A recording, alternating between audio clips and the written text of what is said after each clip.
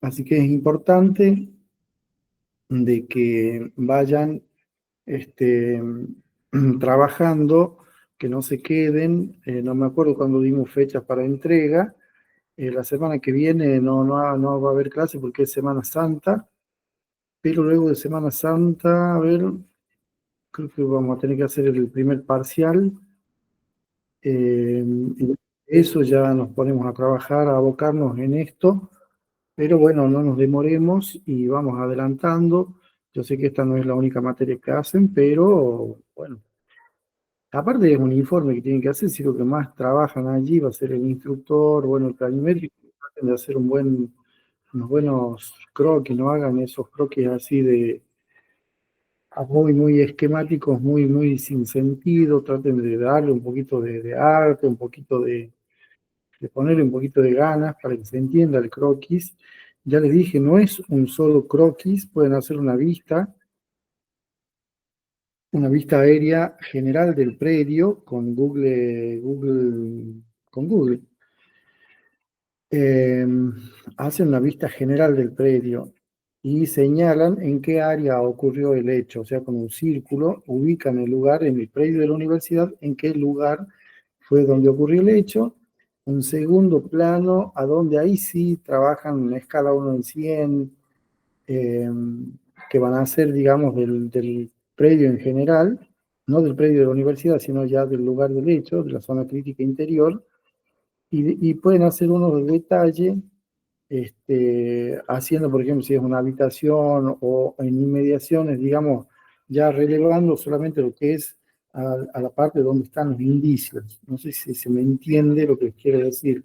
La cuestión es que tiene que tener claridad a dónde se puedan poner las cotas y se puedan poner bien, señalar bien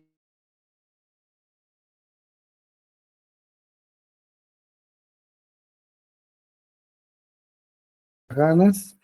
El planimétrico, obviamente que el que hace seguridad o el que hizo lo puede ayudar, o sea, o el que no tuvo mucha función como el médico tiene que hacer también su informe, pero los de seguridad también, acuérdense que los de seguridad, recuerden que los de seguridad tienen que hacer el informe a qué hora arriban al lugar, a dónde es el lugar, y la hora de arribo de los peritos, a qué hora empiezan a trabajar y a qué hora terminan de trabajar. Tienen que adjuntar 3, 5 fotos como máximo, así, panorámicas nada más, fotos panorámicas del lugar y un pequeño croquis, también así a mano alzada nomás del lugar. Un croquis que más o menos se entienda, como para que se entienda lo que ustedes están explicando allí en ese primer informe. Después sí ya viene el trabajo pericial con el coordinador y allí van a empezar, como les digo, con el acta de inspección primero y después van a continuar con las fotos, con el plano, con filmación y con los informes químico, médico, balístico. El balístico lo que va a hacer en el informe es un informe sencillito, simplemente dejando constancia el día, la hora y en qué momento le toca trabajar. Y iba a detallar qué indicios encontró, si encontró un arma, si estaba cargada, si no estaba cargada, cuántos cartuchos tenía, la descripción de los cartuchos. A eso se va a limitar el informe balístico. No van a hacer informes de identificación, ni de comparación, ni nada de eso. Simplemente un informe diciendo qué es lo que encontraron, a dónde lo encontraron, qué número de indicio tenía, y si estaba cargado o no estaba cargado. Eso es la base del informe balístico, lo mismo que el químico. También va a encontrar, no van a decir mancha de sangre, sino mancha de coloración rojiza, por ejemplo, porque no hemos analizado y no sabemos si es sangre, capaz que es una tintura. Eh, Encontrado en distintos lugares, tienen que decir si son manchas dinámicas o no. O sea, cuando uno observa el dinamismo, cuando uno ve que la gota cae y se rompe en una determinada dirección. Por ejemplo, si se va moviendo de derecha a izquierda, vamos a ver que la gota cae y que hacia la izquierda quedan gotas pequeñas satélites. Con eso tienen que ilustrar también ahí en el informe y decir que sí, que se observa un desplazamiento de este a oeste, de norte a sur, o, bueno, uno le da una ubicación, le da una descripción. Y sería bueno que adjunten una fotito de eso que ustedes están diciendo, para que vayan ilustrando. Es el informe químico.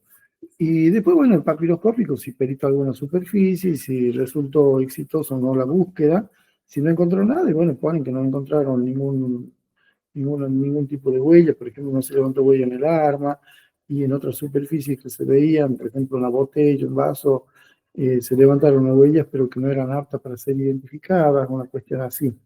También un pequeño informe diciendo hora, lugar, el momento en que intervinieron y la tarea que realizaron.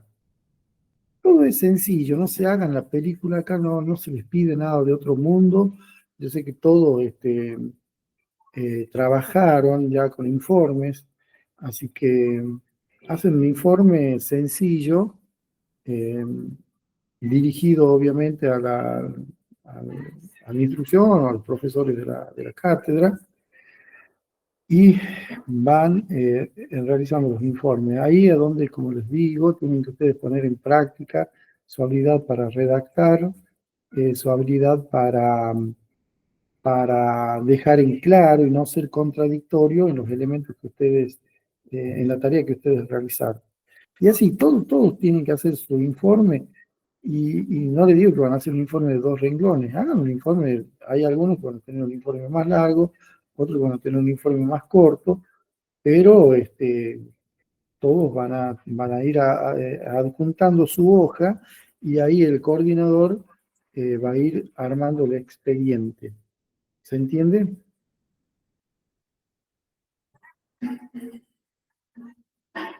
Profe, yo tengo una duda porque hice una planilla de función como médico legal. ¿También la tengo que agregar?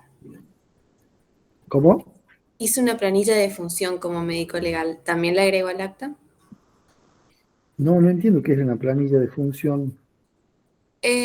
Imprimimos como una planilla donde poníamos el sexo, creo que el nombre no, pero las heridas y todo eso. Pero era una planilla. Ah, sí, si amerita, ponen, sí, sí, sí.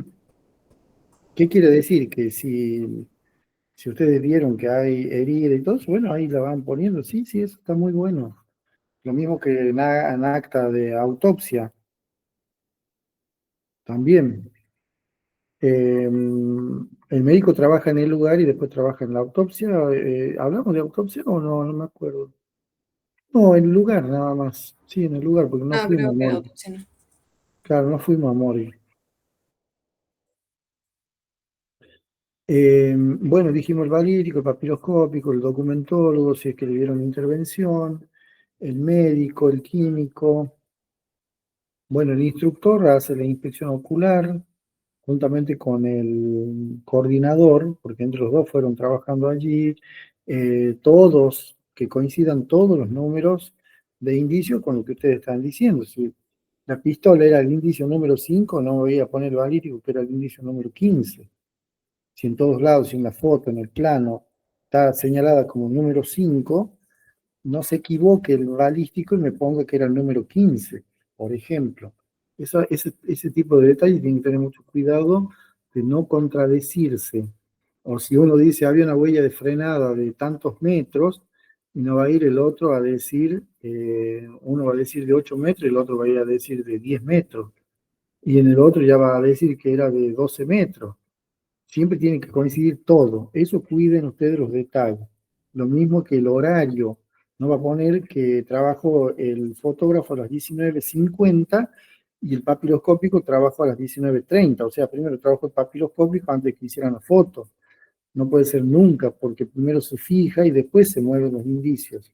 Entonces, eso tiene que cuidar el coordinador, que los horarios estén bien puestos para que no haya contradicciones. No hay drama, por ejemplo, en el trabajo del balístico y el químico, que si el balístico entra 20:30 y el químico dice que entró a las 20:25, bueno, no hay problema. Eh, Porque esas tareas, digamos, es como que no se superponen. Pero hay otras tareas como el planimétrico, por ejemplo, que fijó el arma en determinado lugar y no va a figurar primero el balístico diciendo que levantó el arma y todo, y después va a salir planimétrico a un horario posterior diciendo que recién está fijando el arma. O sea, hay una contradicción. Esas cosas tienen que cuidar.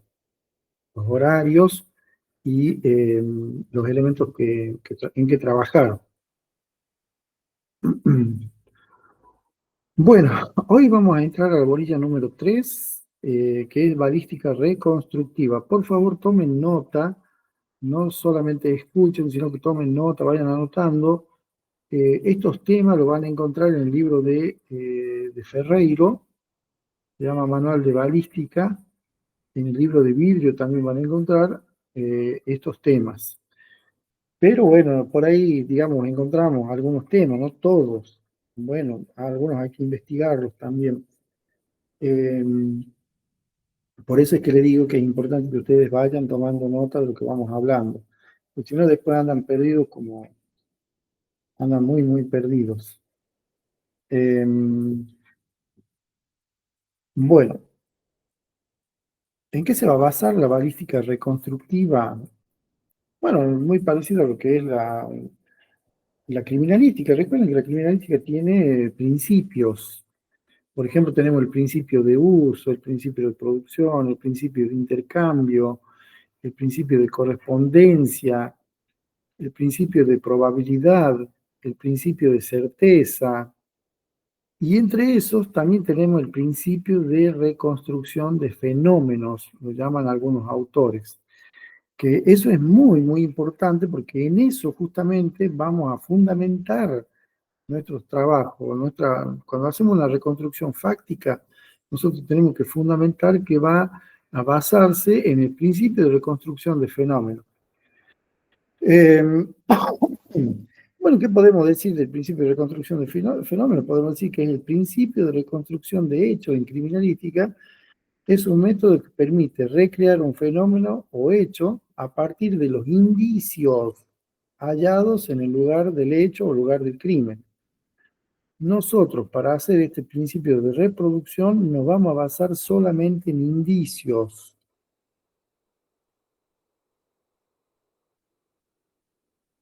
Nos vamos a basar solamente en indicios, no vamos a valorar testimonios. ¿Quién valora los testimonios? Va a ser el fiscal o el juez cuando él haga el decreto de determinación del hecho, basándose en lo que hace el criminalista, basándose en la tarea forense pericial, digamos, y en todos los testimonios que haya logrado recolectar, van a valorar esos testimonios, van a decir, este testimonio me sirve, este testimonio no, pero eso ya es potestad del fiscal o el juez, no del perito criminalístico, porque nosotros no valoramos testimonios. Nosotros lo que vamos a valorar son los indicios y vamos a hablar en base a los indicios. Así que eso recuerden y siempre tengan en cuenta. Eso hay una diferencia entre lo que es la reconstrucción criminalística del hecho o secuencia fáctica. Nosotros lo llamamos más técnicamente como secuencia fáctica de la reconstrucción del hecho judicial. La reconstrucción del hecho judicial es realizada por el juez o por el fiscal y va a valorar tanto la parte técnica pericial como la parte testimonial y cualquier otro elemento que pueda aportar hacia el esclarecimiento del hecho investigado. O sea que la reconstrucción judicial, perdón, la reconstrucción judicial es más amplia que la reconstrucción criminalística o secuencia fáctica, porque nosotros solamente nos vamos a basar en los indicios presentes. Que obviamente el juez también va a basar en las determinaciones a que arriben los peritos, pero también tiene la potestad de evaluar los testimonios. Por ejemplo, miren, hubo un accidente de tráfico a donde un automóvil quiere sobrepasar a otro y choca de frente con una moto. ¿Qué es lo que va a decir el criminalista? El criminalista va a decir que la culpa fue del auto que invadió el carril de la motocicleta. Pero ¿qué nos pueden aportar los testigos? Los testigos nos pueden decir que el otro vehículo estaba detenido en la vía y a los fines de evitar el impacto, el automóvil se cruza de carril y ahí impacta con la moto. O sea, los testigos nos pueden aportar quizás más datos todavía. Nosotros, desde el punto de vista técnico, vamos a decir que sí, que el culpable para nosotros es el automóvil que se abre y que invade el carril contrario e impacta con la moto. Pero el fiscal a esa, o el juez a esa apreciación le suma lo que dicen los testigos que había en el lugar, que dicen que ese vehículo estaba, qué sé yo, el vehículo que estaba adelante estaba con un neumático pinchado o lo que fuere, detenido en la calzada, en la ruta. Entonces el otro vehículo, para evitar la colisión, se tira hacia el carril contrario y bueno, lamentablemente va e impacta con la moto. Ahí cambia un poco el panorama, no sé si ustedes si me entienden. Entonces nosotros desde el punto de vista técnico de los indicios vamos a decir una cosa, pero valorando testimonios puede llegar a arribarse a otros resultados. Bueno, entonces el principio de reconstrucción de hechos en criminalística es un método que permite recrear un fenómeno o hecho a partir de los indicios hallados en el lugar del suceso. Entonces, este principio se va a basar en el estudio de todos los elementos materiales de prueba. Todos los elementos materiales de prueba. Así que de ahí radica la importancia. Eh, bueno, por eso les digo que para nuestras reconstrucciones, para la secuencia fáctica, nosotros vamos a evaluar solamente los indicios presentes en el lugar. Vamos a decir si hubo movimiento, si hubo arrastre, si hubo desplazamientos, la posición de la víctima, la posición del victimario, pero todo basándonos en los indicios, la distancia a la cual se realizó el disparo. Todo en base de indicios, nada en base de testimonio. Nosotros no valoramos testimonio. Bueno, creo que quedó claro eso. Entonces diferenciamos lo que es la inspección judicial o reconstrucción judicial del hecho de lo que es la reconstrucción criminalística del suceso o secuencia fáctica, como les decía. Bueno, ahí les voy a compartir el Power, así empezamos a desarrollarlo y nos vamos metiendo ya más de lleno en el tema.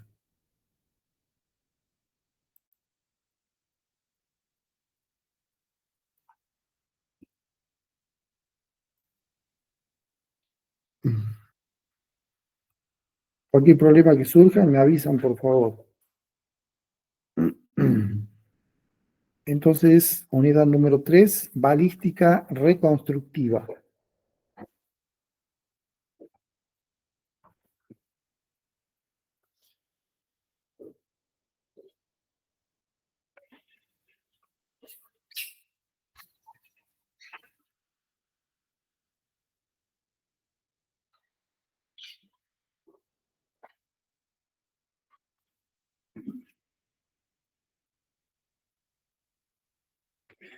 Bueno, ahí observen la imagen, se puede ver cómo se puede utilizar para la reconstrucción la tecnología también, la tecnología en 3D.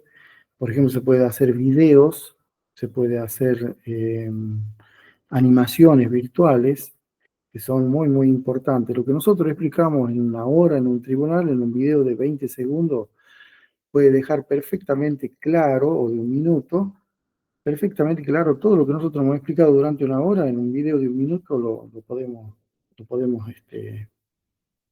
podemos plasmar cuál es nuestra idea con respecto a un hecho.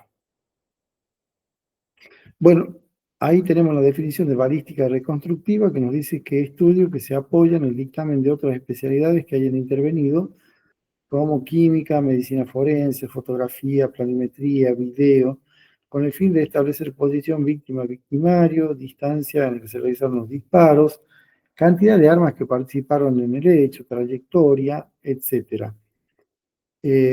Como decíamos, nos vamos a basar fundamentalmente en la presencia de indicios materiales.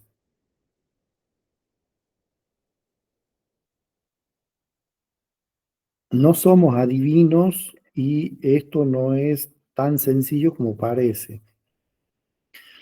Tenemos que hacer una buena lectura del hecho, una buena lectura, una buena interpretación de los indicios para que no nos equivoquemos.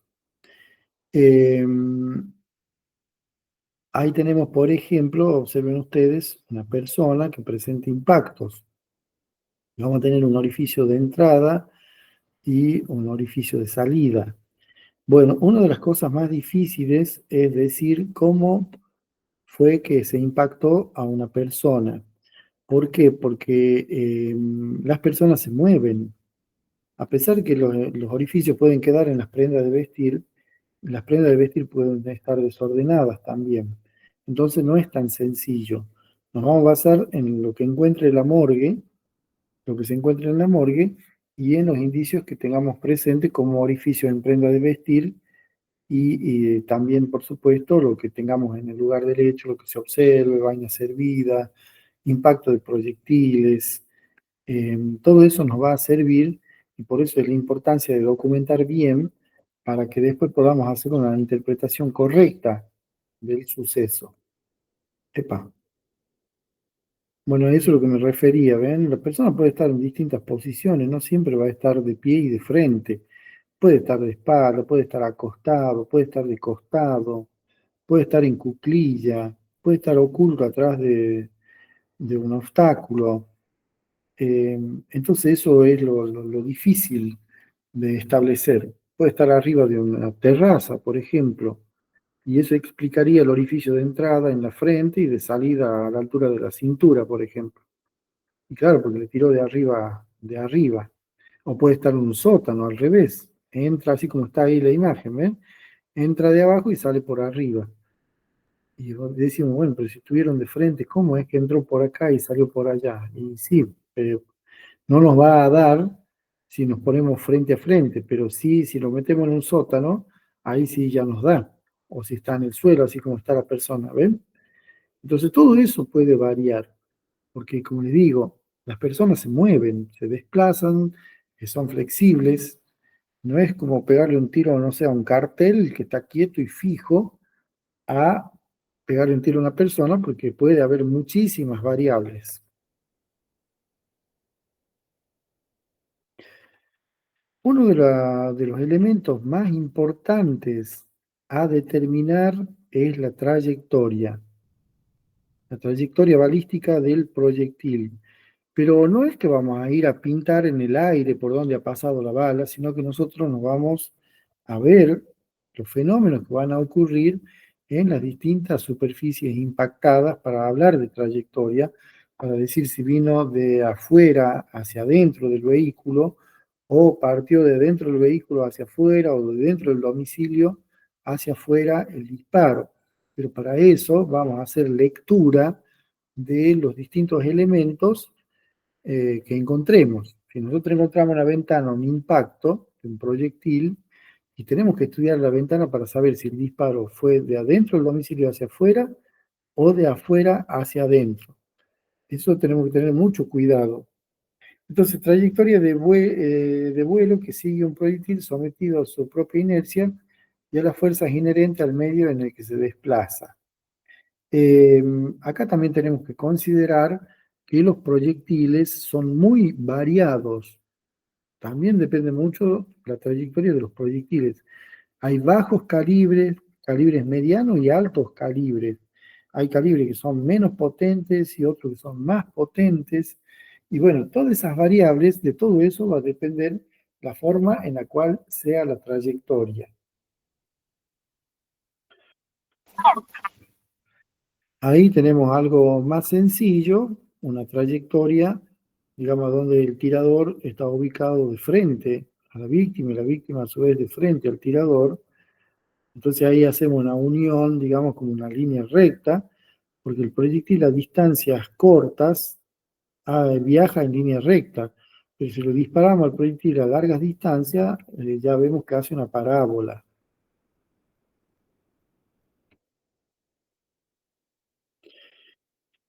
Por eso es que vemos este tema que dice determinación de trayectoria en zonas urbanas.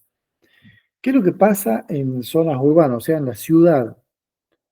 Normalmente los disparos, los enfrentamientos armados son muy a corta distancia. No es que le vamos a ir a hacer tiro a un delincuente, le va a hacer tiro a una persona a 20, 50 metros de distancia, porque realmente no sucede así.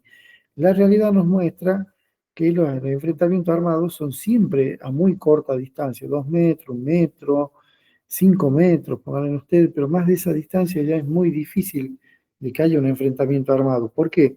Porque si quisiese haber un enfrentamiento armado a mayor distancia, normalmente la víctima o va a salir corriendo, o se va a esconder, o el victimario también. No, ya no le es rentable, digamos, hacer un disparo a tan larga distancia porque lo más probable es que falle. Entonces, los enfrentamientos armados siempre son a corta distancia. Y bueno, y en las zonas urbanas vamos a considerar que el proyectil no quiere decir que va a llegar a los 70 metros. Vamos a considerar que hasta más o menos 70 metros, también dependiendo del calibre, dependiendo del tipo de arma, si es un arma larga, un arma corta, el largo del cañón, porque dos armas que tengan con distinto cañón, distinto largo de cañón, puede haber comportamientos distintos también de los proyectiles, a pesar de que sea exactamente el mismo tipo de cartucho, mismo calibre, pero distinto largo de cañón le va a dar diferentes potencias y diferentes comportamientos al proyectil. Eh, pero vamos a decir que en lugares urbanos, hasta una distancia más o menos de 70 metros, el proyectil va a viajar en línea recta, sobre todo si hablamos de proyectiles disparados por armas largas. Proyectiles disparados por armas largas. Los proyectiles disparados por armas cortas van a hacer una trayectoria tendida o en línea recta más o menos hasta los 25 metros.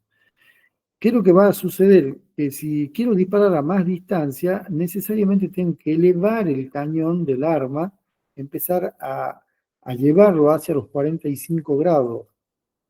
Tengo que empezar a elevar el cañón para que el proyectil llegue y pegue en el blanco que deseo balear.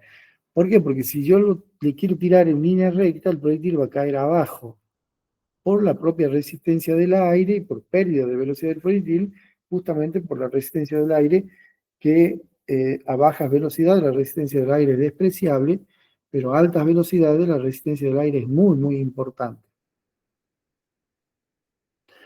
Cuando haya distancias mayores a los 70 metros, directamente hay que consultar tablas balísticas para fines de calcular la caída del proyectil.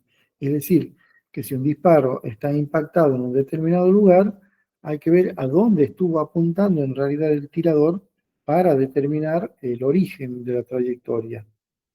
Pero bueno, como les digo, no se preocupen porque en la realidad es muy difícil un disparo a tan larga distancia. Siempre los disparos son a corta distancia, muy cerca, muy próximos.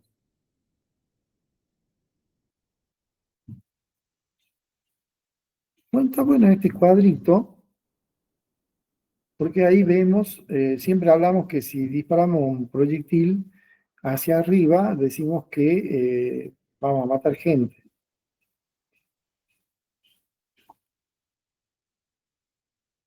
Las famosas balas perdidas. Pero para eso podemos decir que entre los 90 grados y los 78 grados, más o menos, en la variación del ángulo, si uno dispara un arma hacia arriba, realmente no es tan peligroso, no es peligroso porque el proyectil cae prácticamente sin fuerza a la superficie terrestre. O sea, el proyectil se eleva con su velocidad inicial y va a llegar a un punto máximo de altura a donde va a quedarse quieto y por gravedad va a caer nuevamente hacia la superficie terrestre. Esa caída, como el proyectil es bastante pequeño, pesan 5 gramos, 10 gramos, realmente es difícil que cause la muerte a una persona.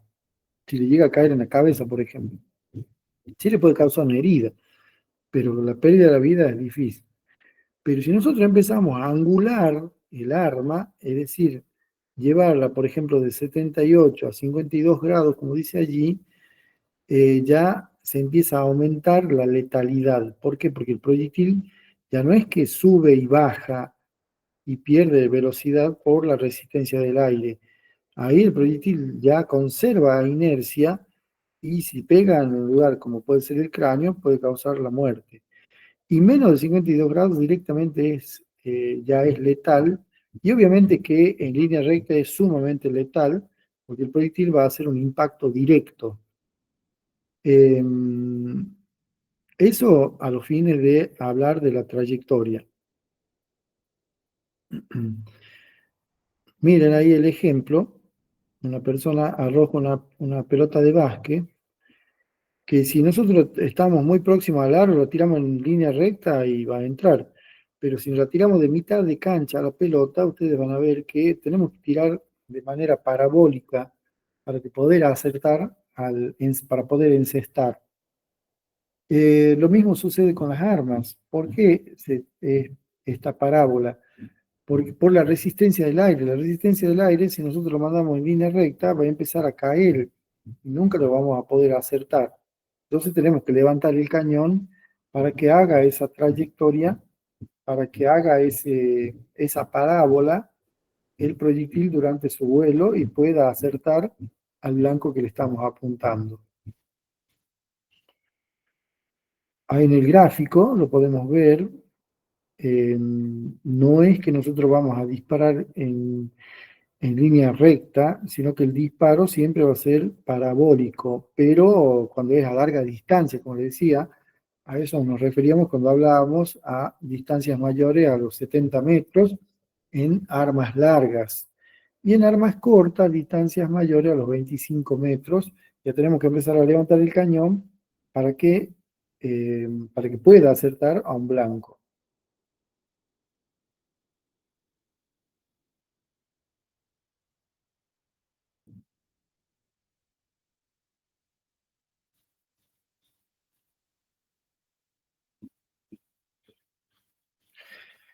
Bueno, hay distintos elementos técnicos que podemos usar para graficar las trayectorias.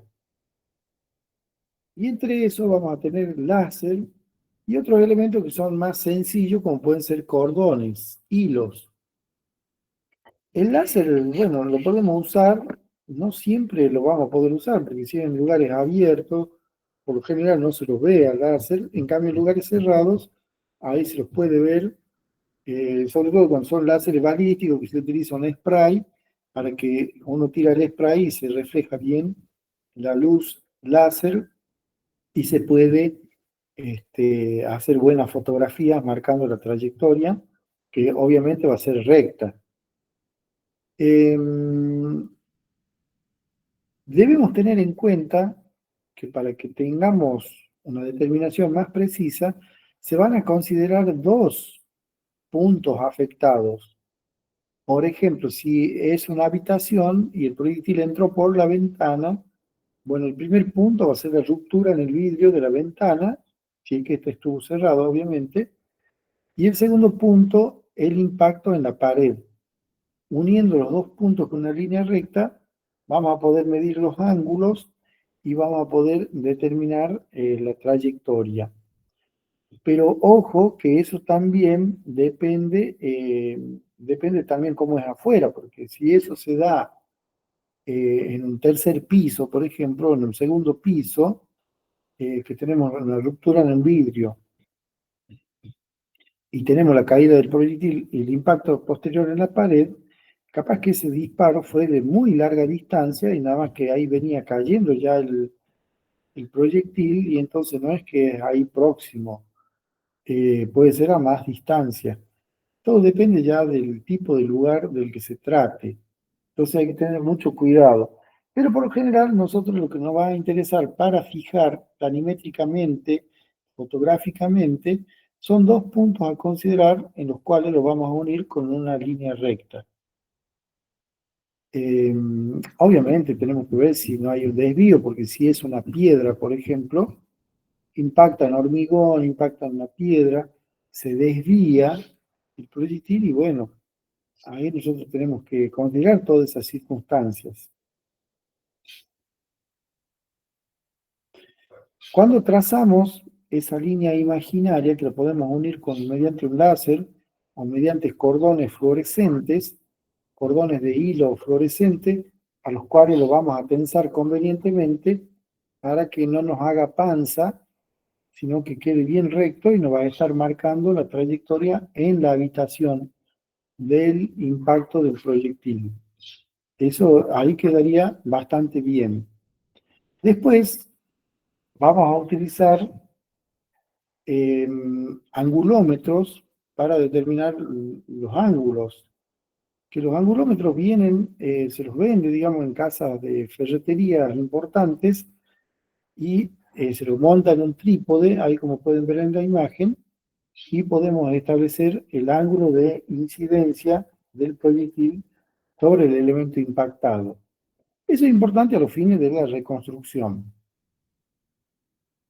La trayectoria, aparte del láser, le decía, podemos utilizar hilos, como vemos acá en el vehículo. Ese es un hilo tensado, ¿ven? Que nos va marcando y dibujando la trayectoria del proyectil, pero para eso vamos a necesitar, ahí tenemos el orificio de entrada o de salida, y en parabrisas puede ser el orificio de entrada o salida. Entonces, uniendo los dos orificios, el de parabrisas con el del asiento, trazamos la trayectoria y la unimos mediante un cordón. ¿Ves? Queda muy bien y bien trazado. Y acá también en la cajonera vemos el uso de sondas balísticas. Las sondas balísticas son varillas plásticas o de madera que tienen una extensión de 20, 30 centímetros y que nos marcan perfectamente, también nos pueden dibujar cuál es la trayectoria de un proyectil.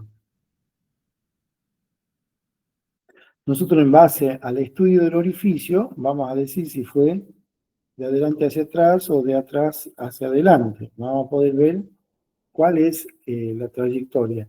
Si es en un vidrio el impacto, bueno, vamos a estudiarlo al vidrio para determinar la trayectoria. Justamente estábamos hablando de impacto de balas en vehículos. Los vehículos, perdón, y acá con respecto a los domicilios, cuando es domicilio nosotros tenemos que describir bien las paredes, o sea, la ubicación, si es al oeste, al este, al sur, al norte, porque, por ejemplo, si nosotros decimos la pared derecha, lateral derecha, pero no sabemos si está de frente o de cuál es la derecha que mencionamos. En cambio, si uno dice desde la entrada hacia la pared oeste o hacia la pared sur, ahí le damos mayor precisión. Es más fácil de entender que hablar de izquierda a derecha, arriba a abajo. Es más fácil hablar, darle una orientación conforme los puntos cardinales. En el caso de habitaciones. En el caso de vehículos, quizás ahí ya nosotros podemos hablar de qué sé yo, el habitáculo, la parte del conductor, la parte del acompañante, la parte posterior, la cajuela o baúl, el compartimento del motor, el techo, el piso. Entonces ahí se entiende un poco más. Lo que sí, cuando nosotros analizamos vehículos, tenemos que ver, está bueno cuando uno lo analiza el vehículo ahí en el lugar del hecho. ¿Por qué? Porque puede haber una zanja, puede estar un neumático reventado, puede haber una pendiente, y todo eso me va a hacer cambiar la trayectoria. ¿Se imaginan ustedes un disparo que viene y entra por el parabrisas, entra justo en la parte superior del parabrisas, pero termina impactando a una persona adentro? Si nosotros ponemos en un plano al automóvil, y como decía la miércoles, le tiraron desde un helicóptero, porque tiene que ser bien de arriba para que impacte atrás. Si entra por la luneta, digamos por el parabrisas en la parte superior, justo a donde se une con la chapa, y baja, pero claro, capaz que en lugar del hecho había una pendiente, o le tiraron desde una terraza. Entonces hay que considerar todo eso. O estaba en un bache, o estaba inclinado el vehículo al momento del tiroteo. Entonces esas circunstancias es importante de hacer constar, y bueno, y la importancia de ir al lugar del hecho y trabajar en el lugar. Pero bueno, no siempre vamos a tener esa posibilidad.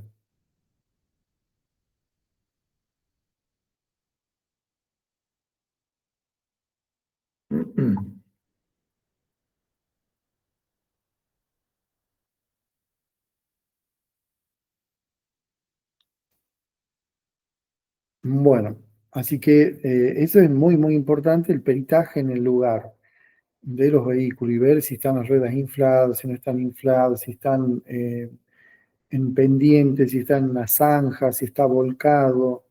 Todas esas circunstancias nosotros tenemos que dejar constancias en los informes para que no cometamos errores. Y lo que vamos a utilizar para determinar, marcar las trayectorias, en este caso en los vehículos se puede utilizar cordones fluorescentes, como le decía, o se puede utilizar sondas balísticas. Observen el vehículo está arriba a la izquierda, ahí se está utilizando sondas balísticas en la puerta.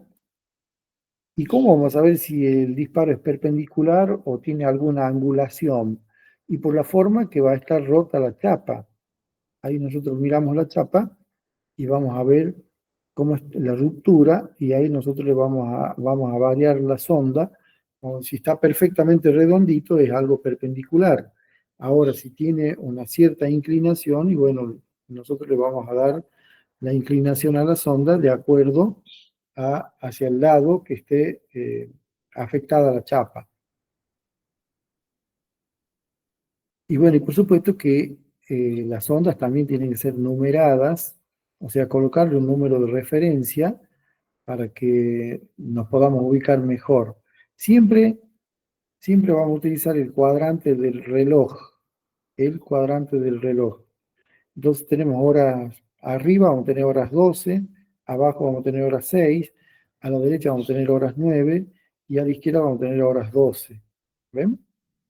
Entonces, de acuerdo al cuadrante del reloj, ahí nosotros podemos empezar a enumerar los distintos impactos. Muy parecido a lo que cuando graficamos en papiloscopía los puntos característicos.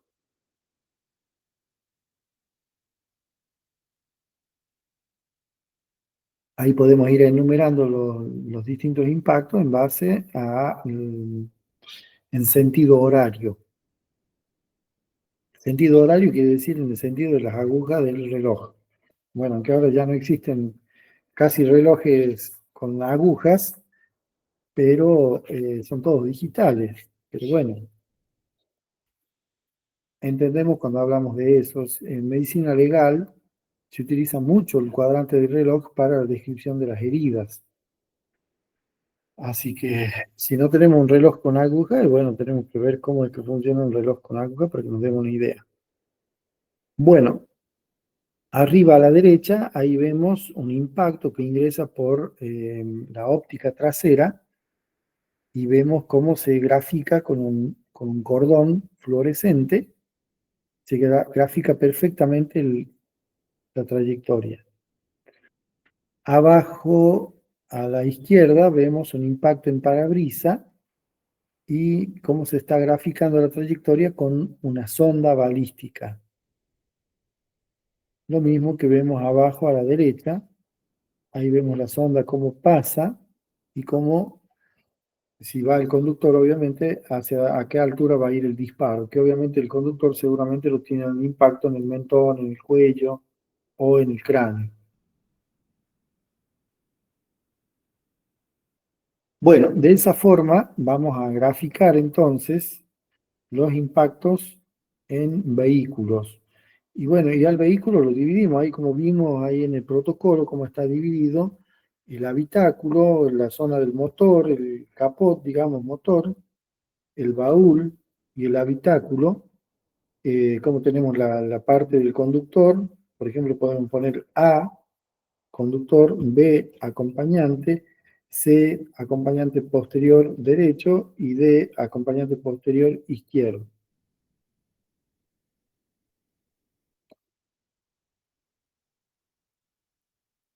Bueno, miren qué buena que está esa infografía. Ahí vemos la posición de los distintos tiradores y cómo impactaron en distintos lugares al vehículo. Bueno, ese es muy de película, ¿no? Por suerte nosotros no tenemos ese tipo tanto así, aunque yo tuve algunos casos así con muchos tiroteos, Pero no hay tanto, digamos. Generalmente se dan ámbitos delictivos donde hay mucho narcotráfico, mucha destrucción de motocicletas, por ejemplo. Ahí se puede dar esto. Que agarren a un tipo y lo acribillen, digamos, dentro de un vehículo o a un grupo, un grupo de gente, los acribillen adentro de un vehículo. Bueno, se puede hacer este tipo de infografías y también de animaciones virtuales. Quedan bastante bien. Pero hay que hacer un trabajo bien concienzudo para no equivocarnos.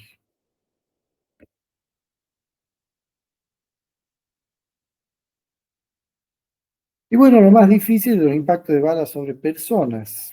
¿Por qué? Porque, digamos, no nos podemos guiar de las prendas de vestir, digamos, dónde tiene el orificio la prenda de vestir, porque la prenda de vestir en la lucha, por ejemplo, se desubica.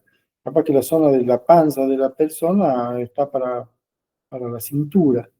Y justo ahí recibe el impacto y va a quedar como que le pegaron en el estómago y resulta que el impacto está a la altura de la cadera.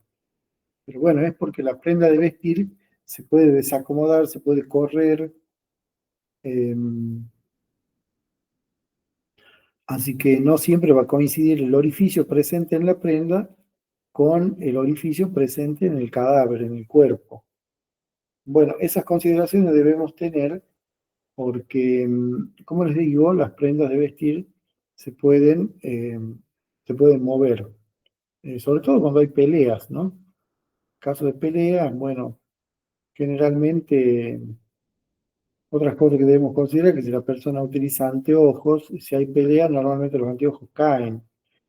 Ahora, si es una maniobra suicida, generalmente los anteojos quedan. Todas esas cosas, esos tipos de detalles nosotros tenemos que tener en cuenta.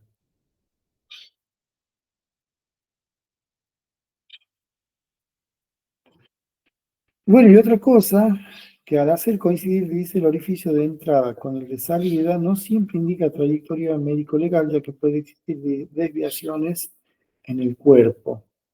Qué sé yo, tiene el orificio de entrada a la altura del esternón y el de salida a la altura del riñón. Y decimos, ¿cómo puede ser? Capaz que el disparo fue de frente, pero al impactar en el hueso del esternón, el proyectil al ser liviano, pongan ustedes un 22, se desvía y aparece en otro lado. Eso nos pasa mucho con el 22, que el 22 es un proyectil que al ser liviano, al ser pequeño y no ser potente, normalmente penetra, pero no tiene orificio de salida. Pero ¿qué va a pasar? Que el proyectil puede entrar, por ejemplo, en tórax y adentro aparecer en el abdomen. Y decimos, ¿pero cómo diablo hizo la trayectoria? Y lo que pasa es que el proyectil puede migrar, puede caer, se puede mover por la corriente sanguínea, la misma corriente lo puede llevar. Eh, Así que esos proyectiles livianos por ahí nos dan dolor de cabeza. Puede circungirar el proyectil. Circungirar es, por ejemplo, se da cuando hay un impacto en cráneo, el proyectil pega, por ejemplo, en medio de la frente, no entra adentro del hueso, pero se va entre el hueso y la piel y resulta que sale por la parte posterior, pero no entró adentro del cráneo. Y decimos, ¿cómo? ¿Qué pasó? Lo que pasó es que el proyectil se pegó al hueso y circungiró y salió por la otra parte. O también se puede dar en el tórax, sobre todo en la zona de las costillas, puede pegar el proyectil en la costilla, circungirar, o sea, seguirla a la costilla y terminar saliendo por la parte posterior, pero sin haber entrado dentro del tórax. Simplemente rompió la piel, se pegó al hueso de la costilla, circungiró juntamente con la costilla y salió por la parte posterior. Bueno, eso se da en proyectiles poco potentes y livianos. Ahora, 9 milímetros, por ejemplo, no va a ser nunca eso. ¿Por qué? Porque la potencia que tiene, y obviamente siempre y cuando se dispare de una distancia cercana, ¿no? Hablamos de hasta 20 metros, 25 metros, es una potencia que puede pasar el cuerpo tranquilamente, sin inconveniente, sin problema, por más que haya hueso, haya lo que haya. En disparos en el cráneo, normalmente un calibre 9 milímetros pasa, o sea, tiene orificio de entrada y orificio de salida. En cambio, un 22, sobre todo si es disparado con armas cortas, como puede ser un revólver, una pistola, normalmente entra, pero no sale. Pero también en las carabinas, entra y no sale. ¿Por qué? Porque se rompe, se destruye. Al impactar el hueso del cráneo es muy grueso y duro. Al impactar en ese hueso, el proyectil generalmente se fragmenta y los fragmentos van a hacer un desastre adentro, pero van a quedar adentro. No pasan el cráneo. Obviamente que depende también a dónde haya impactado, porque si impacta en la zona del ocular, como no hay hueso allí, pasa por el ojo, pasa limpio y capaz que me pase en la parte posterior del cráneo, puede trasbandear, como puede romper el hueso y quedar el proyectil saliendo por el otro lado, ahí agarrado con la piel. Eso también puede llegar a suceder.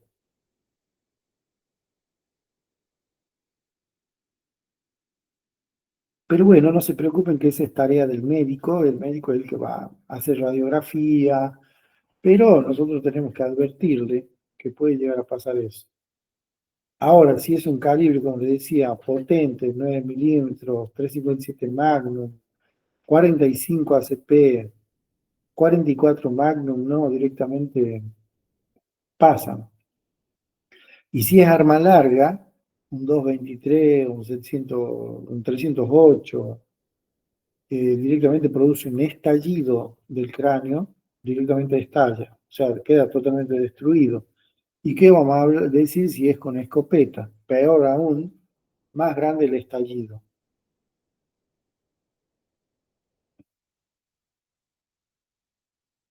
La dificultad entonces de los impactos de bala sobre personas para determinar posición víctima-victimario es el hecho de que las personas se pueden mover.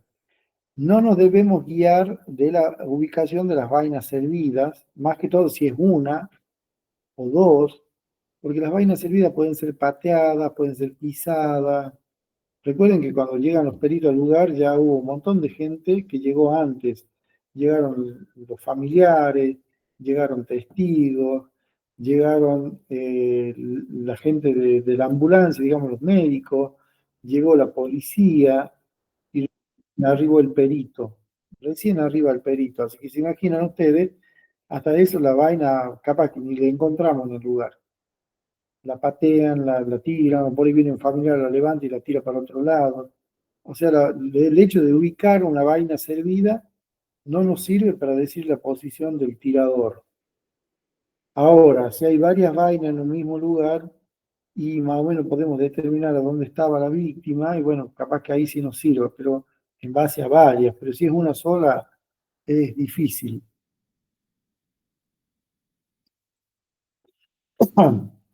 Como les decía, es muy importante el uso de la radiografía para que pueda ubicarse los proyectiles adentro del cráneo, sobre todo proyectiles de baja velocidad como es un 22, porque es muy difícil encontrarlo también adentro del cráneo. No es fácil. Entonces con la radiografía, ahí lo ubicamos fácilmente. Y va el médico directamente ya sabe el médico en qué lugar va a buscar.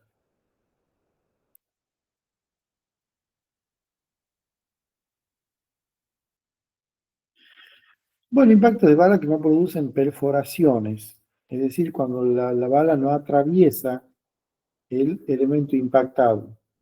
Puede deberse a porque el material es muy duro, puede ser, por ejemplo, puede ser una tapa de acero, una madera dura, hormigón, o también porque la energía del proyectil no es suficiente, ya sea porque se dispara a muy larga distancia o porque el proyectil es de bajo calibre, por ejemplo, y también debemos considerar el ángulo de la trayectoria.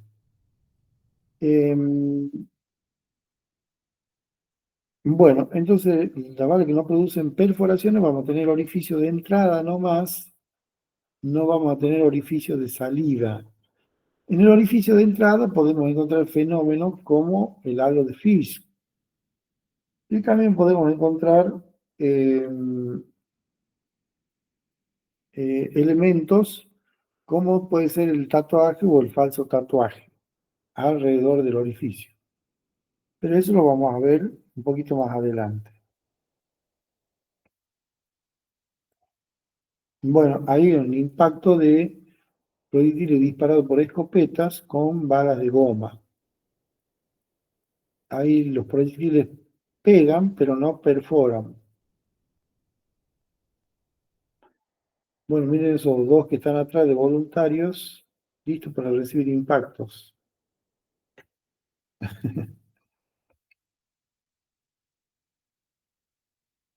Bueno, otro lugar que nosotros podemos encontrar los proyectiles es en la madera. Es medio complicado trabajar con la madera porque normalmente los proyectiles van a penetrar y no van a perforar, sobre todo si es una madera importante. Ahora, si es una puerta placa, pasa como si nada. Cuando es disparado un proyectil, ya sea 22, 32, bueno, distintos calibres, pero cuando impactan sobre maderas duras, como puede ser algarrobo, ahí ya hay más dificultad. Nosotros tenemos que ver los orificios en madera, normalmente van a ser más pequeños. El orificio es más pequeño que el calibre del proyectil. No podemos determinar calibre en base a ese orificio, porque generalmente se hace más chico. El problema es extraerlo al proyectil de la madera donde está incrustado. Para eso, el perito balístico tiene que contar en el maletín de balística, tiene que contar con un formol, con un martillo, con las herramientas adecuadas para poder extraer ese proyectil sin causarle daño al proyectil.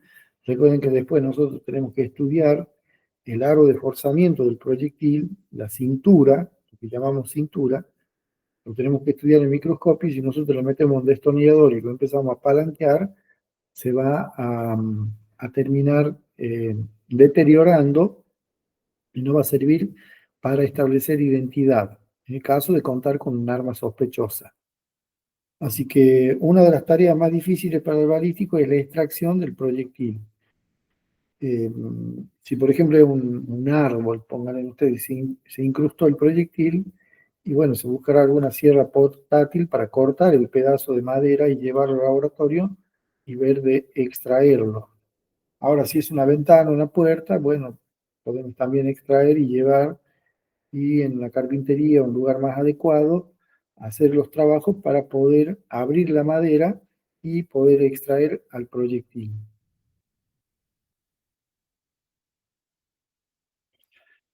Bueno, los peritajes sobre vidrios. Esto es muy importante, muy, muy importante. Recuerden que el vidrio es una sustancia amorfa. Vendríamos a decir que el vidrio es un líquido sobre enfriado, es decir, que es un líquido que está en estado sólido. Por el Roentgengrama que se le hace al vidrio, ahí la forma, digamos, que tiene el vidrio, nos vendría a decir eso, que es un líquido que está enfriado, que está en estado sólido.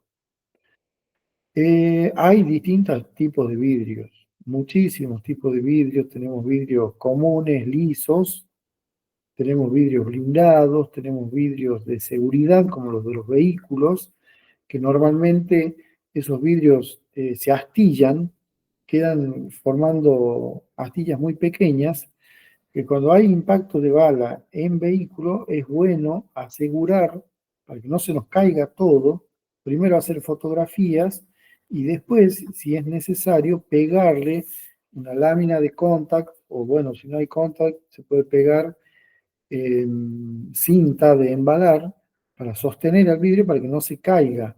Eso en el caso de que haya que trasladar el vehículo o que haya que hacer estudios complementarios. Pero por lo general yo les diría que tienen que tratar de hacer fotos, todo con patrón métrico, fotos en distintos ángulos, de la parte anterior, de la parte posterior. Hay que hacer mucha fotografía y verificarla que estén todo bien, porque eso en cualquier momento se nos cae la ventana del automóvil, digamos que fue impactado, está todo trizada. No así con los parabrisas, porque los parabrisas tienen ya láminas internas que no van a permitir que se desborone así tan fácil. Pero las ventanas, sí. En las ventanas puede ocurrir que se trice, que se termine rompiendo todo el vidrio si con la sola acción de que movamos el vehículo se nos puede caer todo. Entonces es importante, importante hacer buenas fotografías en el lugar del hecho.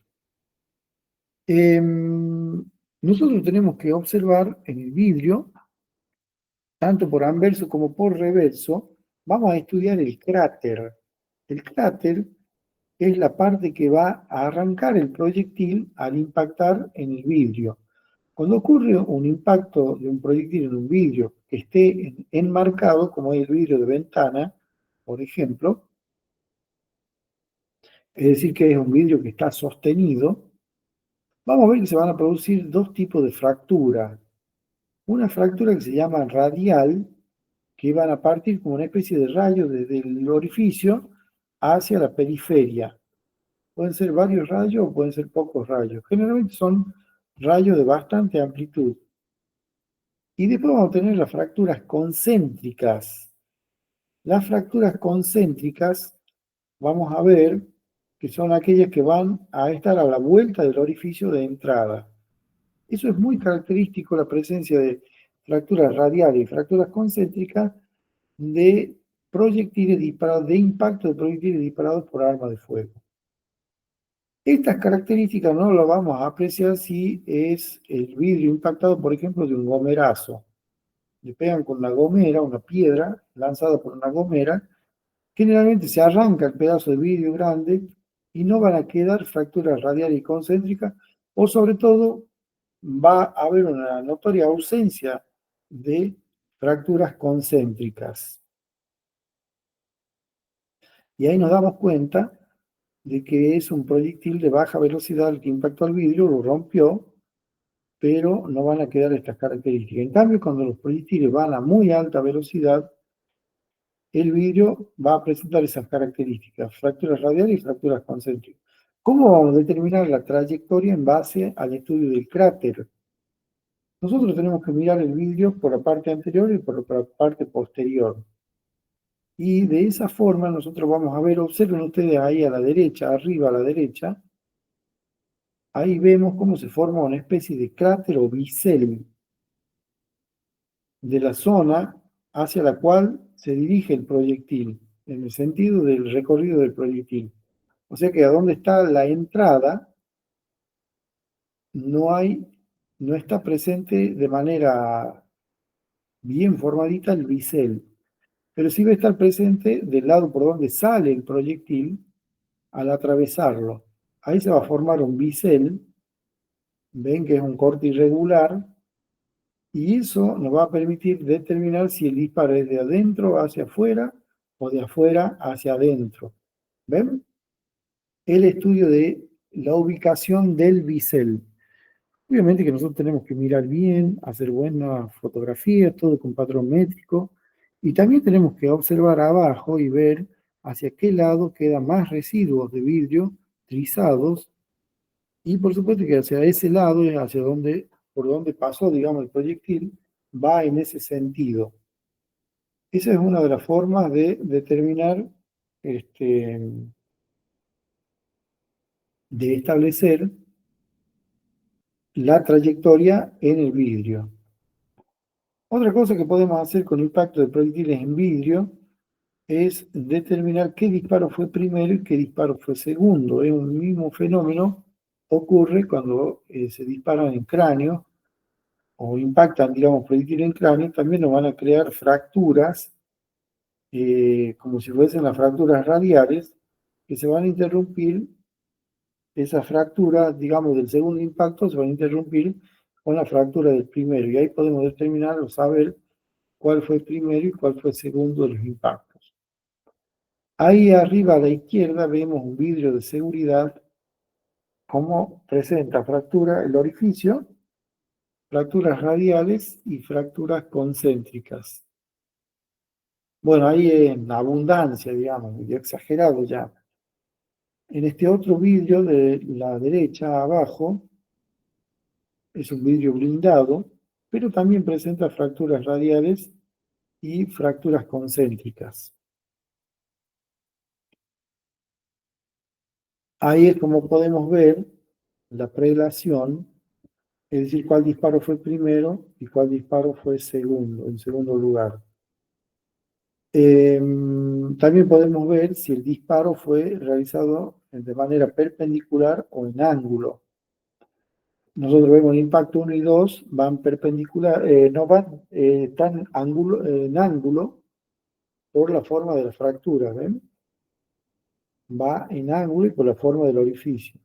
Y el número 3 es perpendicular, es decir, que es un tiro directo, perpendicular, y no se forma de esa manera esa elipse. Tenemos que considerar que cuando el vidrio está enmarcado y el ángulo es muy pequeño, por ejemplo, de 12 a 25 grados, digamos de 0 a 25 grados, vamos a ver que en calibre, por ejemplo, el 22, directamente es como que hace un arrancamiento del vidrio hacia un orificio, como si fuese disparado por una gomera, como si fuese el impacto de una gomera. Directamente queda un semejante hueco grande, arranca el pedazo de vidrio, pero observando los restos de vidrio trizado en el piso, vamos a ver la presencia de fracturas radiales y concéntricas. Entonces eso nos habla de que es el impacto de un proyectil disparado por arma de fuego.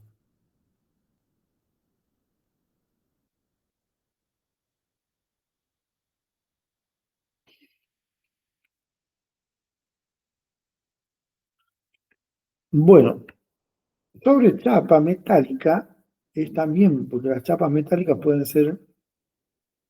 estar en los vehículos, estar en las puertas de los domicilios, en heladeras, eh, digamos, en distintos artículos se utilizan chapas. Y también pueden estar en vehículos blindados, obviamente. Y bueno, ¿qué características vamos a ver en las chapas metálicas? Bueno, ahí nosotros vamos a tener los impactos, si tienen el poder suficiente como para traspasar el proyectil, vamos a ver que se va a producir una depresión y del otro lado va a haber el desplazamiento del metal, es decir, va a haber bordes evertidos, es decir, los bordes van a estar para el otro lado y de esa forma vamos a saber para determinar la trayectoria, por dónde entró y por dónde salió. Por la parte que sale quedan los bordes evertidos y queda muchas veces adherido todavía el resto metálico arrancado del orificio. Puede quedar allí. Pero eso depende también de la potencia del proyectil que impacte. Si es blindado, si es de punta expansiva. Obviamente que el blindado tiene más posibilidad de traspasar que el de punta expansiva, que normalmente se va a producir la expansión y me va a hacer un orificio mayor, o sea, me va a dejar una marca mayor a la que me deja un full metal jacket, es decir, un proyectil totalmente blindado. Cuando está así, lo mismo, tenemos que medir el orificio, pero no por eso vamos a poder establecer calibre, porque puede ser de punta blanda, de punta expansiva, de punta sólida. Si es sólida, blindada, ahí sí, generalmente el orificio va a coincidir con el calibre del proyectil. Pero bueno, ¿cómo sabemos nosotros con qué han disparado? Capaz que por ahí muchas veces no encontramos el tipo de proyectil. Pero bueno, lo mismo nosotros tenemos que documentar los orificios con patrón métrico y hacerle una buena fotografía, tanto por el lado anterior como por el lado posterior. En paredes, en mampostería, es bastante complicado determinar orificios de impactos. ¿Por qué? Porque las paredes normalmente, más una pared así como esa, ven ustedes, totalmente precaria de block, de cemento y hormigón, este, pueden tener muchos orificios que nos pueden confundir y decir, pero este puede ser un orificio del disparo de un proyectil de arma de fuego, del impacto de un proyectil disparado por arma de fuego. ¿Cómo vamos a darnos cuenta si eso es fresco o es viejo? Porque nosotros vamos a ver restos en el piso, abajo del orificio en el piso, vamos a ver que hay desmoronamiento del block, de la pared, del revoque, vamos a ver ahí abajo. Eso es una pista de que eso es algo nuevo. Les digo para que se tengan como orientarse, porque muchas veces los orificios ahí en pared parecen orificios viejos y capaz que es algo nuevo, pero parece algo viejo. Y por ahí hay orificios que parecen realizados por arma de fuego y resulta que es de un taladro, por ejemplo. Así que hay que tener mucho cuidado. Normalmente los proyectiles no quedan adentro de la mampostería, salvo que sean ladrillos huecos, ese tipo de material, pero si es así hormigón o ladrillo sólido, generalmente el proyectil pega, hace una penetración y luego por la misma inercia sale y queda ahí en las inmediaciones, pero fuera del orificio. Entonces nosotros vamos a la pared, vamos a buscar el proyectil y no encontramos nada. Pero el proyectil puede estar ahí nomás, nada más que me pasó una vez un proyectil que pegó en una pared y lo encontré adentro de una pecera. Estaba ahí con los pececitos el proyectil, claro, porque cae ya prácticamente sin fuerza, pero pegó en la pared de ladrillo sólido, hizo una pequeña, no perforación, sino que penetró y luego salió y cayó en la pecera. Y bueno, nos cansamos de buscar, pero tiene que estar el proyectil, buscamos por todos lados, y cuando miro bien atento en la pecera, ahí estaba el proyectil. Es importante la recuperación del proyectil, ¿por qué? Porque si contamos con un arma sospechosa o luego se consigue un arma sospechosa, podemos cotejar y establecer identidad. Y por eso es la importancia de la ubicación de los proyectiles. Bueno, entonces en caso de impactos en mampostería, hablamos de que no siempre el proyectil va a quedar adentro de la pared, generalmente quedan afuera porque es algo duro, van a hacer una pequeña ruptura, pero después va a caer el proyectil, se va a desviar o va a quedar ahí. Si es un tiro muy directo, queda ahí, y si viene en ángulo, seguramente pega y se desvía. Este, pero lo encontramos ahí en las inmediaciones nomás. Bueno, en este caso también no se puede determinar orificio por el impacto, no se puede determinar calibre, perdón, por el orificio, pero lo mismo lo tenemos que medir y ver la profundidad y ver si tiene alguna angulación o es un tiro perpendicular directo.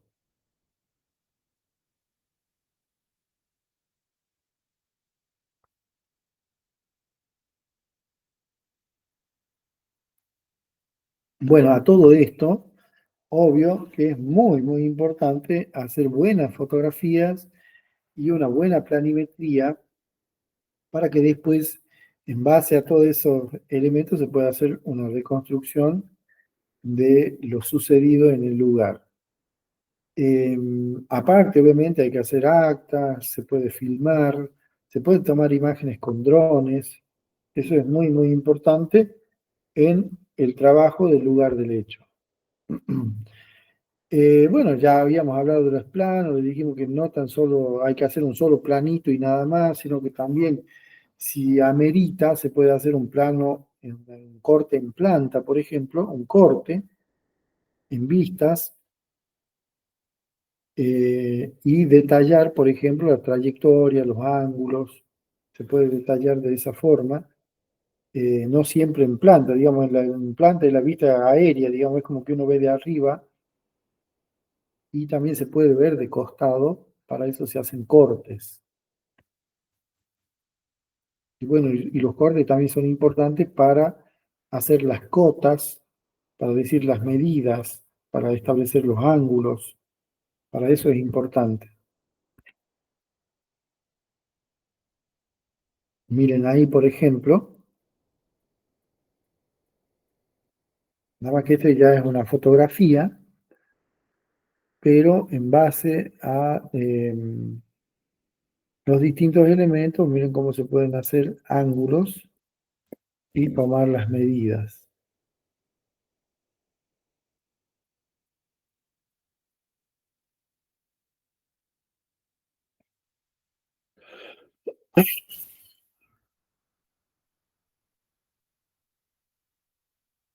Bueno, de esta forma entonces estamos hablando de que la balística reconstructiva no es tan sencilla, sobre todo cuando se trata de personas, porque como dijimos, las personas se mueven, se desplazan, tienen flexibilidad, se pueden agachar, se pueden tender.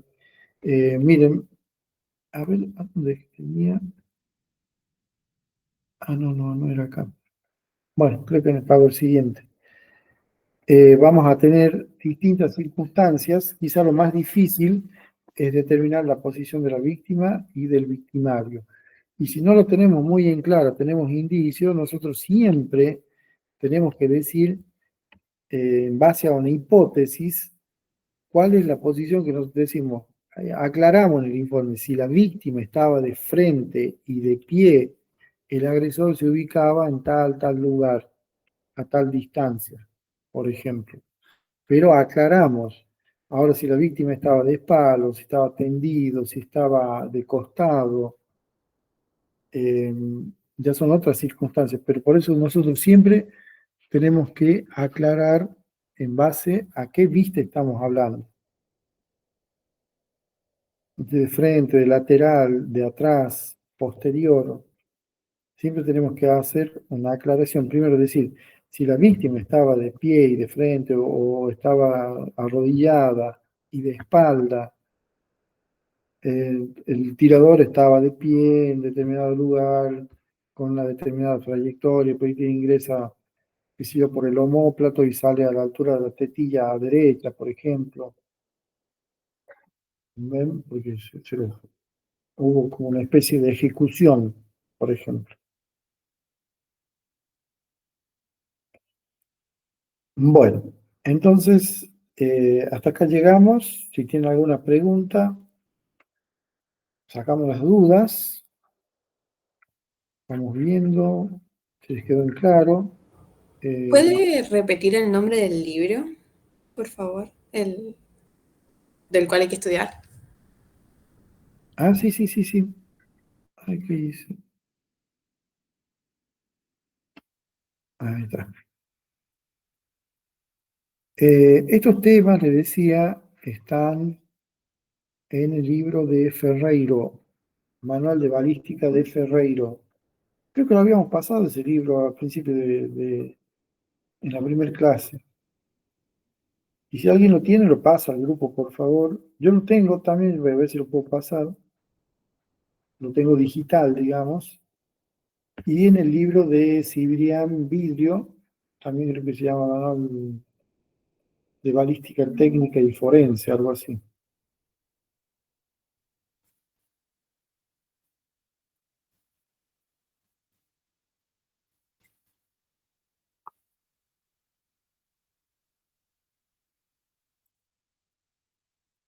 Si lo puede pasar, por favor, porque no lo estaría encontrando en el grupo. Bueno, Muchas gracias.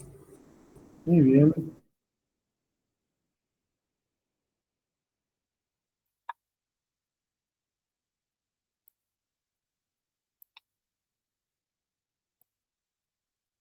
Bueno, ¿alguna pregunta, alguna duda que haya quedado?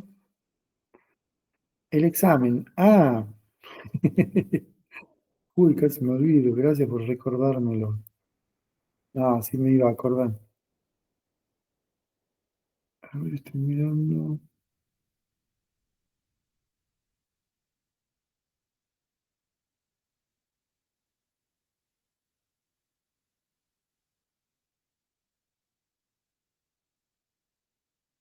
Bueno, me parece que está bastante completo el plantel.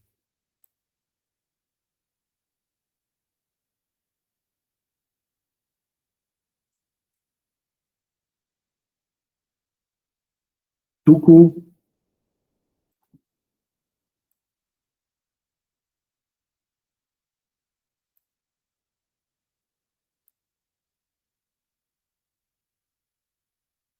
bueno. ¿Qué me decían? Ah, bueno, el tema de examen. Vamos a entrar, parcial número uno.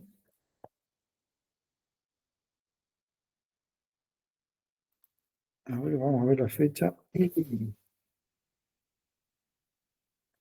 Primer parcial.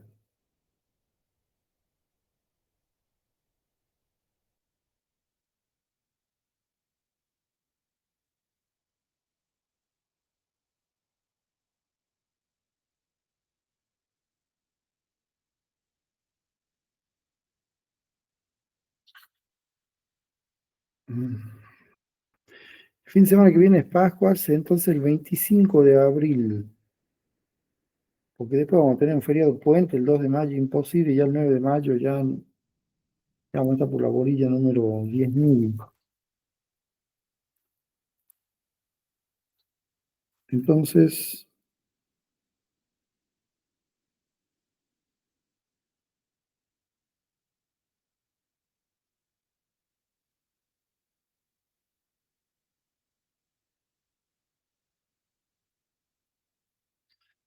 primer parcial de balística 2, día 25 de abril,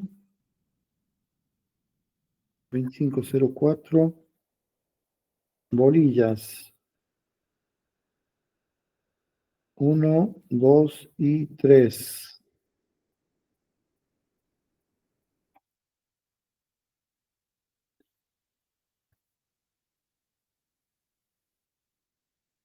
Modalidad presencial, virtual. Profe, Sí, señora. ¿el expediente cuándo se presenta? ¿Qué está Víctor? ¿Le dio fecha a Víctor? No, no dieron fecha, profe. Bueno, ustedes tengan listo, pero con el expediente vamos a hacer el trabajo práctico de esta bolilla, que va a ser eh, el trabajo práctico de esta bolilla va a ser, bueno, después del parcial. O sea, sería como el 9 de mayo, por ahí nos vamos a ver. Y ahí lo vamos a dar, ahí le tienen que entregar el expediente. A ver, espera un cachito. 11 de abril, 18 Pascua, 25 parcial, el 2 feriado, el nueve de mayo, lo tienen que llevar ya al expediente impreso y listo para que los tres expedientes tienen que estar listos el 9 de mayo. Y en base a eso vamos a hacer el trabajo de balística reconstructiva.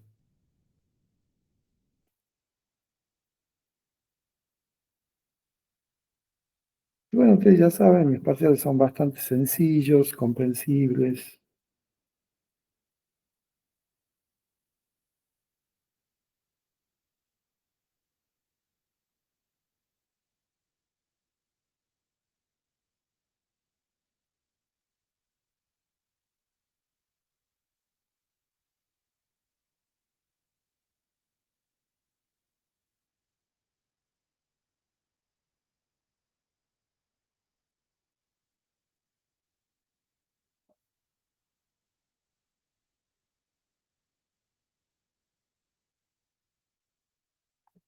Bueno, ¿alguna duda? Entonces, multiple choice o a desarrollar un híbrido. No, múltiple, porque si les doy a desarrollar, por pregunta tienen que hacer 2 hojas. Y ustedes no escriben ni media hoja. Em, ¿Qué es lo que le iba a decir? Ay, sí, recién me acordé. Ah, el tema de los libros. Entonces, el libro de vidrio, ese lo pasamos en el grupo. No, profe, creo que no, o por lo menos yo no lo tengo. Ajá, y el de Ferreiro. Bueno, ahí se lo voy a estar pasando, ya me pongo a buscar acá y le voy a estar pasando los libros de eso. Bueno, si no tienen alguna pregunta, duda o lo que fuere, estamos en contacto. Ah, voy a ver si les puedo pasar algo con respecto al trabajo del expediente, por lo menos un informe modelo, pero no es para que lo copien, sino como para que se guíen, tengan una idea. Pero los informes son sencillos, tampoco se hagan las películas. Y lo único que son más complicaditos es la inspección ocular. Ah, recuerden que tiene que tener una carátula el expediente, ¿no? Tiene que tener una carátula. Universidad de La Rioja, bueno, como es un trabajo práctico. Porque el trabajo práctico consiste justamente en hacer ese expediente. Eh, una carátula y bueno, los integrantes del grupo y bueno, y empieza con la inspección ocular y se va con la foto, con el plano, filmación, y dijimos que eso lo íbamos a hacer un video corto, si hay muchos videos, se hace un solo video compaginado, digamos, los otros videos cortos, y, eh, y bueno, y ahí los informes de cada uno de los peritos. Los de seguridad, no se olviden. Ah, claro, empezamos con el informe de seguridad y después pasamos ya con la inspección ocular. Así es. Perdón. Empezamos con lo de seguridad y después vamos ya al trabajo pericial y empezamos con la inspección ocular. Lo de seguridad hacen un pequeño informe diciendo lugar, hora, día, quiénes intervienen, quiénes estaban en el lugar, qué les dijeron, si no les dijeron nada, si entrevistaron gente, a qué hora arribaron los peritos, a qué hora se fueron, y bueno, y eso es lo de seguridad. Tienen que adjuntar unas fotos, 5 fotos, y tienen que adjuntar un croquis a mano alzada, así nomás, más o menos orientando, diciendo cómo era la escena. Eso es todo. Sin detalles, sin medidas, sin nada, simplemente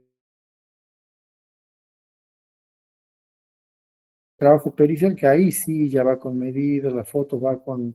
Recuerden que se hace el cuadernillo fotográfico y tienen que hacer una breve descripción de qué es lo que está mostrando la fotografía. Si tienen 200 fotos, seleccionen, no metan las 200 fotos. Pongan ustedes fotos seleccionadas, pero obviamente tampoco van a poner de menos. Siempre y cuando se observe bien, pongan fotos y van diciendo qué es lo que está mostrando la foto al pie. Profe, Lo pueden imprimir en blanco y negro, en color, como ustedes quieran. Pero no se vayan a poner a gastar a imprimir en papel fotográfico, no sé. Va a ser algo que tengan alguna millonaria por ahí, como Rocío Páez Rodríguez. Sí, Agustina. en cuanto al orden de los informes, ¿los vamos poniendo según fueron entrando los peritos? Y eso depende del criterio del coordinador, pero sí, ese sería el orden. Primero seguridad y después ya el trabajo de los peritos. Y Bien, de acuerdo a perfecto. cómo fueron ingresando, pero empiecen con el acta de inspección ocular, que es lo que va, digamos, después del trabajo de los de seguridad, viene el acta de inspección ocular y después viene la foto y vienen los planos. Recuerden que primero se fija y después ya viene el trabajo de los demás peritos.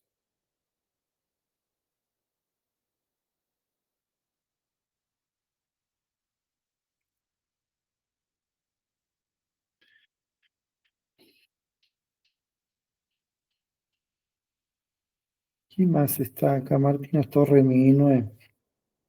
No se vaya de la escena, Martina. En el video. No sé qué dice Martina.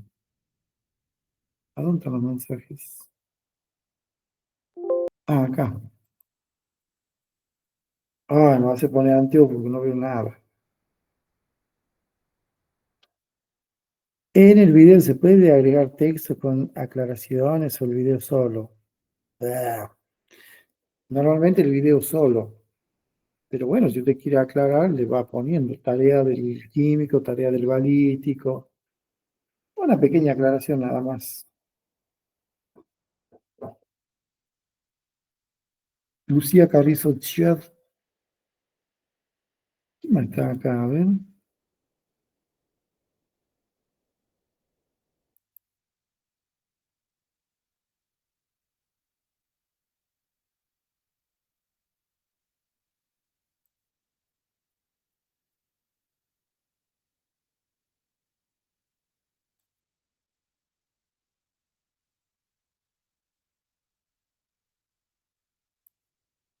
¿Está Fabián Lana? Sí, profe, acá estoy. Qué capo que sos, Fabián. Acá estoy. Orientalo, Fabián, a los chicos, vos ya que hiciste ese trabajo. Bueno, sí, sí.